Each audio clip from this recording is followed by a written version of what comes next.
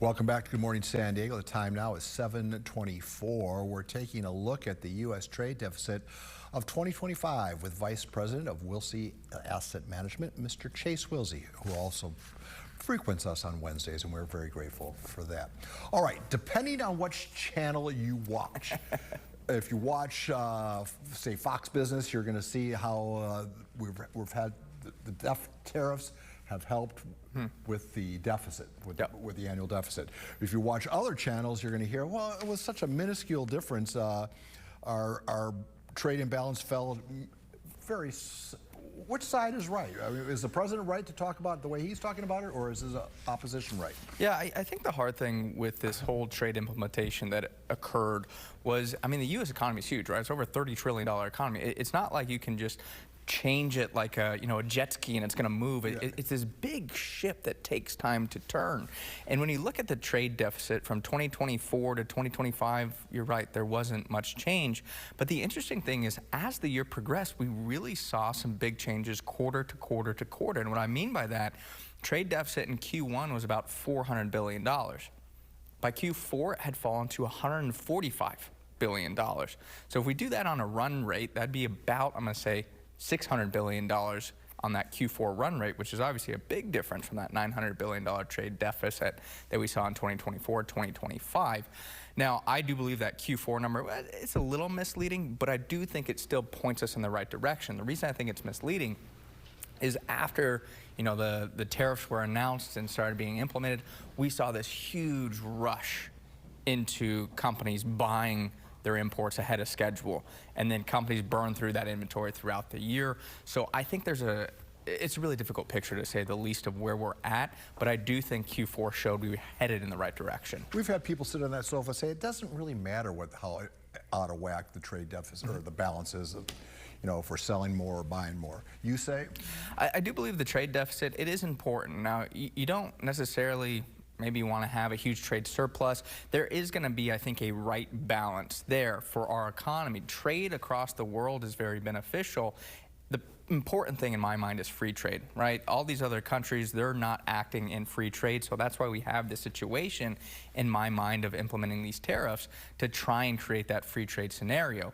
And the reason it's important not to have a huge trade deficit is that means now potentially you're manufacturing less goods, you're creating less goods, which could hurt employment within the United States. If we do bring back and reshore some of these goods and the manufacturing processes, I mean, you're talking about construction jobs, you're talking about manufacturing jobs, employment could be very useful. Wasn't that one of the big goals, was to bring everything, especially our pharmaceuticals and things that are going to be critical? You don't want all of them to be made by your adversary or, your global adversary.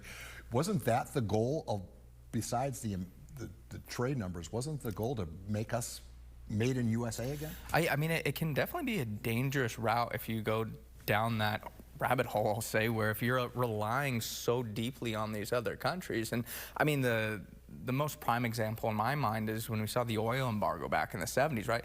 That caused oil to spike dramatically. Now, that was just on oil. But who's to say that can't happen with pharmaceuticals? If country, we get into a conflict with them and say, we're just not going to do that anymore. That could cause some big problems if you don't have the supply chain set up properly. The Supreme Court recently ruled against the president as it related to how he can implement his tariff plans. One of the things they did not address is what to do with all the tariff money that was. How is that going to affect you and your clients if we have to start cutting checks, rebate checks, if you will?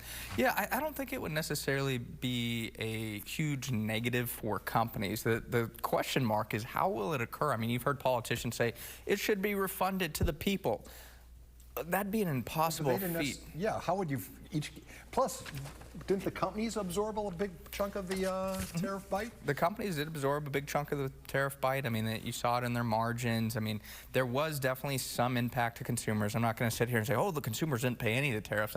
That just wouldn't be true. We did see the consumers absorb some of that. Now, to what degree, I don't have that exact number. It's a difficult science, I'm going to say, to project out.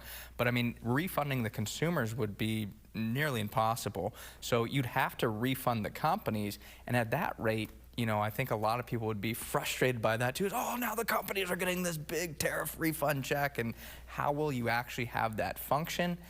I don't know. I think it'd be a complete mess to actually go through the process of refunding those tariffs, not to mention the fact that the administration believes they can re-implement these tariffs. Treasury Secretary Scott Bessent was just on CNBC this morning saying, I think within the next 5 months, tariffs will be back to where they were before the Supreme Court ruling.